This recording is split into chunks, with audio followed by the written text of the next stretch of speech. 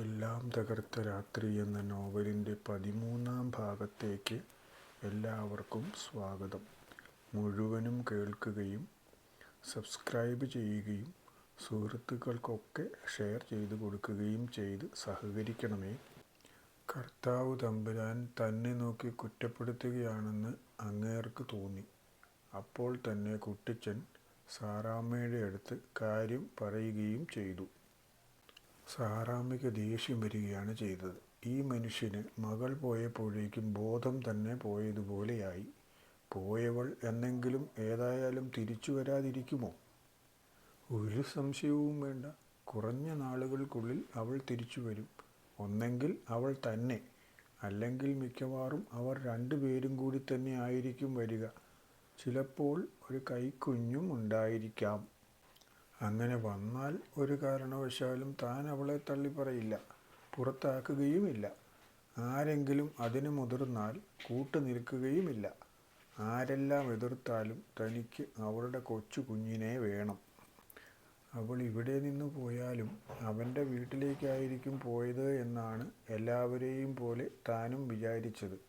അവിടേക്ക് പോയി അന്വേഷിച്ചതെല്ലാം വെറുതെയായി. അവർ രണ്ടുപേരും അവിടെ ഇല്ല. വീട്ടിലുള്ളവർക്ക് അവരെപ്പറ്റി ഒരു വിവരവുമില്ല. അവർ അല്പം പേടിച്ചാണ് ഇരിക്കുന്നത്. പ്രത്യേകിച്ചും തങ്ങൾ അന്വേഷിച്ച് ചെല്ലുക കൂടി ചെയ്തപ്പോൾ. പോലീസിൽ കേസ് കൊടുക്കുമെന്നൊക്കെ പറഞ്ഞ് ഭീഷണിപ്പെടുത്തിയിട്ടാണ് ജോസ് അവരുടെ വീട്ടിൽ നിന്നും പോന്നത്. എന്തൊക്കെ പറഞ്ഞാലും അവൻ എവിടെ എന്ന് അവർക്ക് പോലും അറിയില്ലെങ്കിൽ പിന്നെ എന്താ കാര്യം? വെറുതെ അവരെ കൂടുതൽ ബുദ്ധിമുട്ടിക്കാം എന്നല്ലാതെ. അതും തന്നെപ്പോലൊരമ്മയല്ലേ, അതിനും വേദന കാണാതിരിക്കുമോ? ഏതായാലും ഇത്ര തന്ത്രപരമായി മുങ്ങിയ സ്ഥിതിക്ക് ഇനി അവരെ ബുദ്ധിമുട്ടിക്കാതിരിക്കുന്നതാണ് നല്ലത്. അപ്പനോടും മക്കളോടും ഒരു ദിവസം അല്പം ദേഷ്യപ്പെട്ടാണ് സാറാമ്മ ഈ കാര്യം പറഞ്ഞ് ബോധ്യപ്പെടുത്തിയത്. അതോടെ അവരൊന്ന് അടങ്ങി. അതാണ് ഇപ്പോഴത്തെ സ്ഥിതി. വേനൽക്കാലത്തിൻ്റെ അവസാന ഭാഗമായി എന്ന് തോന്നുന്നു. ചൂട് വളരെ കഠിനമാണ്. കാലാവസ്ഥയുടെ ഗതി അറിയാവുന്നവരൊക്കെ പറയാൻ തുടങ്ങി, മഴ ഉടനെ തന്നെ ഉണ്ടാകും. അതാണിത്ര മുടിഞ്ഞ ചൂട്. പുറത്തേക്കിറങ്ങിയാൽ പുറം പൊളിയും. പറമ്പൊക്കെ ഉണങ്ങി വരണ്ടിരിക്കുകയാണ്. നനയ്ക്കാനും തുള്ളി വെള്ളമില്ല. വീട്ടിലെ ആവശ്യത്തിനുള്ള വെള്ളം മാത്രമേ കുട്ടിച്ചൻ്റെ പറമ്പിൽ പോലും ഉള്ളൂ. ഒരു വേനൽക്കാലത്തും പറ്റാത്തത്ര വെള്ളത്താൽ സമ്പന്നമായ പറമ്പാണ് ഇടമുളയിൽ കുട്ടിയച്ഛൻ്റേത്. എന്നിട്ട് അതും ഇപ്രാവശ്യം ഉണങ്ങി. അപ്പോൾ പിന്നെ വേനലിൻ്റെ കാഠിന്യം പ്രത്യേകം പറയേണ്ടതില്ലല്ലോ. ഇത്രയും വരട്ടി ഉണക്കിയിട്ട് ഇനി ഒരു കഠിനമായ പെയ്ത്ത് തന്നെ ആയിരിക്കും. കഠിനമായത് പ്രതീക്ഷിച്ചിരുന്നെങ്കിലും ആ വർഷം അത്രയൊന്നും ശക്തമായി മഴ പെയ്തില്ല. എന്നാൽ തീർത്തും അങ്ങനെ മോശം പറയാനും പറ്റില്ല. 1-2 വെള്ളപ്പൊക്കവും അത്യാവശ്യം ചില മണ്ണിടിച്ചിലുമൊക്കെ ഉണ്ടായെങ്കിലും ആർക്കും കാര്യമായ ദോഷങ്ങളൊന്നും സംഭവിച്ചില്ല. ജീവഹാനി ഒന്നും ഉണ്ടാകാതെ ആ മഴക്കാലം കടന്നുപോയി. കാലത്തിന് ആരെയും കാത്തു നിൽക്കാൻ പറ്റില്ലല്ലോ. വളരെ പെട്ടെന്ന് തന്നെ വർഷമൊന്നങ്ങ് കടന്നുപോയി. അവതച്ഛനും കത്രീനാമ്മയും ആനക്കയത്ത് താമസം തുടങ്ങിയിട്ട് 1 വർഷം തികഞ്ഞു. അതോടൊപ്പം അവർക്ക് സമ്മാനമായി ഒരു സുന്ദരി കുഞ്ഞുമണിയെയും കിട്ടി. അവൾക്കവർ അനുശ്രീ എന്ന് പേരിട്ടു. അനു ഉണ്ടായിക്കഴിഞ്ഞപ്പോൾ മുതൽ പലപ്പോഴും കത്രീന ദുഃഖിച്ചിരിക്കുന്നത് അവതയുടെ ശ്രദ്ധയിൽപ്പെട്ടു.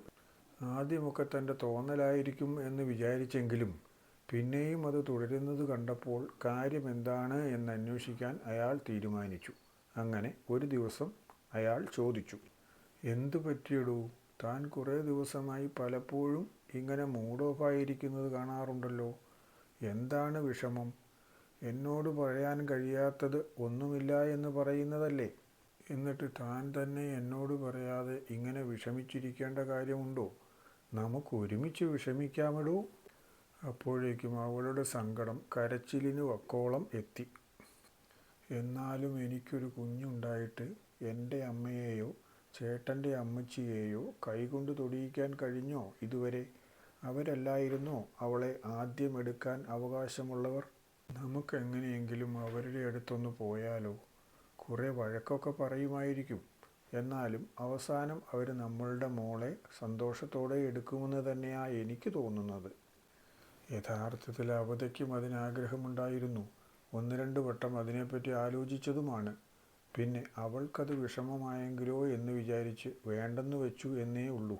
ഇപ്പോൾ അവൾ കൂടി പറഞ്ഞ സ്ഥിതിക്ക് പോകാമെന്ന് തീരുമാനമായിരിക്കുമ്പോൾ അതിന് കാരണമായ ഒരു സംഭവം കൂടി ഉണ്ടായി.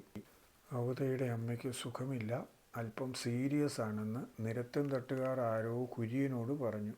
കുര്യൻ ഈ വിവരം എത്രയും പെട്ടെന്ന് തന്നെ അവതയെ അറിയിക്കുകയും ചെയ്തു. അതോടെ പിറ്റേന്ന് തന്നെ അവരെല്ലാവരും കൂടി നാട്ടിലേക്ക് പോകാൻ തീരുമാനിച്ചു. അറിഞ്ഞ വിവരപ്രകാരം പോകാൻ ദിവസങ്ങൾ നീട്ടിവെച്ചാൽ ശരിയാകില്ല. ഒരു പണി തീർത്തു കൊടുക്കാനുണ്ടായിരുന്നു. അത് കൂട്ടുകാരനായ രവിയെ ഏൽപ്പിച്ച് പിറ്റേന്ന് തന്നെ കത്രീനയെയും അനുവിനെയും കൂട്ടി നിരത്തുംതട്ടിലേക്ക് പോയി. അവർ നിരത്തുംതട്ടിൽ അവതച്ചൻ്റെ വീട്ടിലെത്തി. അവരെ കണ്ടപ്പോൾ അമ്മച്ചിയുടെ കണ്ണുകൾ രണ്ടും നിറഞ്ഞൊഴുകി. കുറേയേറെ നേരം മകൻ്റെ കൈ പിടിച്ച് കണ്ണിൽ വെച്ച് കരഞ്ഞതിന് ശേഷമാണ് അവരൊന്ന് സാധാരണ നിലയിലേക്ക് എത്തിയത്. അപ്പോഴാണ് കത്രീനയുടെ കയ്യിലിരിക്കുന്ന അനുവിനെ കണ്ടത്. അവരവിടെ കട്ടിലിൽ ചാരിയിരുന്നു കൊണ്ട് തന്നെ അനുവിനെ കൈകളിലേക്ക് വാങ്ങി. കുഞ്ഞു കവിളിലും കണ്ണിലും നെറ്റിയിലുമെല്ലാം ഉമ്മകൾ കൊണ്ട് അവളെ മൂടി. കുഞ്ഞിനാകെ അതിശയമായി പോയി. ആദ്യമായിട്ട് തന്നെ കണ്ടയാളാണ്, എന്തിനാണ് ഇങ്ങനെ ഉമ്മ വയ്ക്കുന്നത് എന്ന് അവൾ വിചാരിച്ചിട്ടുണ്ടാകും. എന്നാലും പുതിയതായി ആരെ കണ്ടാലും അവരുടെ അടുത്ത് പോകാൻ മടിക്കുന്ന അനു അമ്മച്ചിയുടെ അടുത്തേക്ക് ഒരു മടിയുമില്ലാതെ പോയത് തീർച്ചയായും ചോരയെ വിളിച്ചതുകൊണ്ട് തന്നെ ആകാം. കുറേ സമയത്തിന് ശേഷം അമ്മച്ചി കട്ടിലിൻ്റെ തലക്കിലേക്ക് കുറച്ചുകൂടി ചാരിയിരുന്നു. അതിനുശേഷം പിന്നെയും അവതച്ചനോട് പരാതി പറയാൻ തുടങ്ങി. എന്നാലും എന്നെയും തോമാച്ചനെയും ഒറ്റയ്ക്കാക്കിയിട്ട് നീ ഇവിടെ നിന്ന് പോയി കളഞ്ഞല്ലോടാ അവതേ. നിന്റെ അടുത്ത് നിന്ന് ഞാൻ ഇത് തീരെ വിചാരിച്ചില്ല. നിനക്ക് ഈ പെണ്ണിനെ തന്നെ കെട്ടണമെങ്കിൽ അമ്മച്ചി പോയി കല്യാണം ആലോചിക്കുമായിരുന്നല്ലോ. കുട്ടിച്ചൻ സമ്മതിക്കാതിരിക്കുമെന്നൊന്നും എനിക്ക് തോന്നുന്നില്ല. നിന്നെപ്പോലെ നല്ല സ്വഭാവമുള്ള ഒരാളിനെ ഇനി എവിടെ അവർക്ക് കിട്ടാനാ? താൻ തന്നെ നേരിട്ട് ആലോചിച്ചിരുന്നു എന്നും അതിന് സമ്മതമില്ലാതെ അവർ മറ്റൊരു കല്യാണം ആലോചിച്ചിരുന്നു എന്ന കാര്യവും അമ്മച്ചിക്കറിയില്ലല്ലോ. അത് അമ്മച്ചിയെ ബോധ്യപ്പെടുത്താതിരിക്കുന്നതാണ് നല്ലതെന്ന് അന്ന് തോന്നി. അതുകൊണ്ടാണ് വിവരം പറയാതെ ഇവിടെ നിന്നും മുങ്ങിയത്. അതുകൊണ്ട് ഏതായാലും ഇപ്പോഴും ആ വിവരം പറയാതിരിക്കുന്നതാണ് നല്ലത്. അപ്പൻ മരിച്ചതിന് ശേഷം ഞാനായിട്ട് ഒരു കാര്യത്തിനും ആരെയും ബുദ്ധിമുട്ടിച്ചിട്ടില്ല. അതുകൊണ്ട് ഇക്കാര്യത്തിലും ആർക്കും ഒരു ബുദ്ധിമുട്ടാകാൻ കഴിയില്ല എന്നെനിക്ക് തോന്നി. മാത്രവുമല്ല, ഏത് നാട്ടിൽ പോയാലും സുഖമായി ജീവിക്കാൻ കഴിയും എന്ന് എനിക്ക് ഉറപ്പായിരുന്നു. അമ്മച്ചിയുടെ കാര്യം തോമാച്ചൻ ഭംഗിയായി നോക്കിക്കൊള്ളും എന്നെനിക്കറിയാം. അതുകൊണ്ട് മാത്രമാണ് ഞാൻ കുറച്ച് നാളത്തേക്ക് ഇവിടെ നിന്നും മാറി നിന്നത്. ഇപ്പോൾ അമ്മച്ചി ചാകാൻ കിടക്കുകയാണെന്നറിഞ്ഞുകൊണ്ട് വന്നതല്ലേ. അല്ലെങ്കിൽ നീ വരാനൊന്നും പോകുന്നില്ല, എനിക്കറിയാം. ഇട്ടേച്ചു പോകാൻ മനസ്സുള്ളവന് തേടി വരാനും മനസ്സ് വരില്ല. എങ്ങനെയെങ്കിലും നീ അറിഞ്ഞിട്ടുണ്ടാകും അമ്മച്ചിക്ക് അസുഖം കൂടുതലാണെന്നും വലിയ താമസമില്ലാതെ തട്ടിപ്പോകുമെന്നും. അതായിരിക്കും വേഗം ഓടി വന്നത്, പെമ്പർനോത്തിയെയും കൊച്ചിനെയും കൂട്ടി. ഇവിടവുമായി ഒരു ബന്ധവുമില്ലാത്ത ഞാൻ എങ്ങനെ അറിയാനാണ് അമ്മച്ചിയുടെ വിവരങ്ങൾ? ഇവിടെ ആർക്കും ഞാൻ കത്തയക്കുകയോ ഇവിടുത്തുകാരാരെയും കാണുകയോ ഇല്ലായിരുന്നു. അനുക്കുട്ടി ഉണ്ടായപ്പോൾ മുതൽ ഞങ്ങൾ വിചാരിക്കുന്നതാണ് 2 വീടുകളിലും വരണമെന്ന്. അതിന് സാഹചര്യമൊത്തത് ഇപ്പോഴാണെന്ന് മാത്രം. കാണുമ്പോഴുള്ള പരിഭവം പറച്ചിൽ പ്രതീക്ഷിച്ചിരുന്നതാണ്. എന്നാലും ഇതിച്ചിരി കൂടുതലായി പോയി. സാരമില്ല, അവരമ്മമാരല്ലേ, അവർക്ക് പറയാനുള്ള അധികാരമുണ്ട്.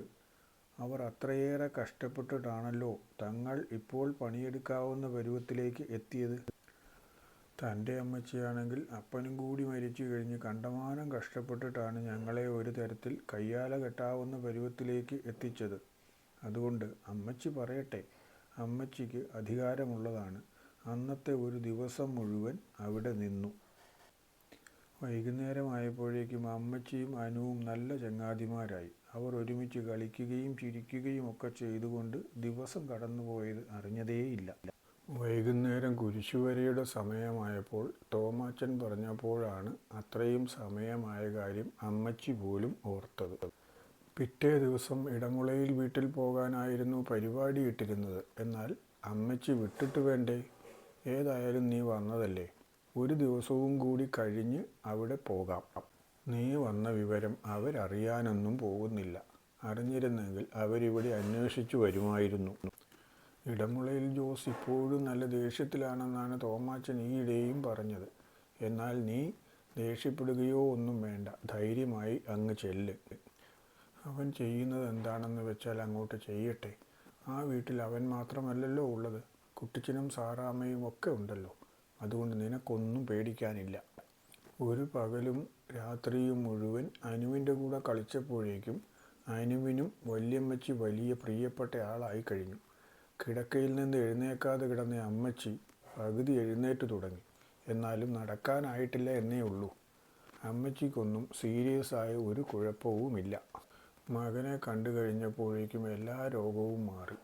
അപ്പോൾ മകനെ കണ്ടാൽ മാത്രം മതിയായിരുന്നു, ഇത്ര മരുന്ന് കഴിക്കേണ്ട ആവശ്യമേ ഇല്ലായിരുന്നു എന്ന് തോമാച്ചൻ കളിയാക്കി. അതേടാ, എനിക്ക് അവനെ കണ്ടു കഴിഞ്ഞാൽ പകുതി രോഗം കുറയും. അപ്പൻ മരിച്ചു കഴിഞ്ഞപ്പോൾ നീ അല്ല എൻ്റെ കൂടെ നിന്ന് എല്ലാത്തിനും ഉണ്ടായിരുന്നത്, അവനായിരുന്നു. അതുകൊണ്ട് എനിക്കവൻ വലിയ ആൾ തന്നെയാണ്. നീയും എനിക്ക് ഒട്ടും മോശമല്ല. പിറ്റേന്ന് രാവിലെ തന്നെ ഇടമുളയിലെ വീട്ടിലേക്ക് പോകാൻ വേണ്ടി അവർ തയ്യാറായി. അവിടെ നിന്നും 2 പറമ്പ് കഴിഞ്ഞാൽ മതി ഇടമുളയിൽക്കാരുടെ പറമ്പിലെത്താൻ. ആ പറമ്പുകൾ രണ്ടും കുറച്ച് വലുതാണ്. 2 പറമ്പുകളെന്ന് പറഞ്ഞാൽ ഏകദേശം 1.5 കിലോമീറ്റർ കാണും. വേറെ വീടുകളൊന്നുമില്ല, ഒരു ഇടവഴി മാത്രം.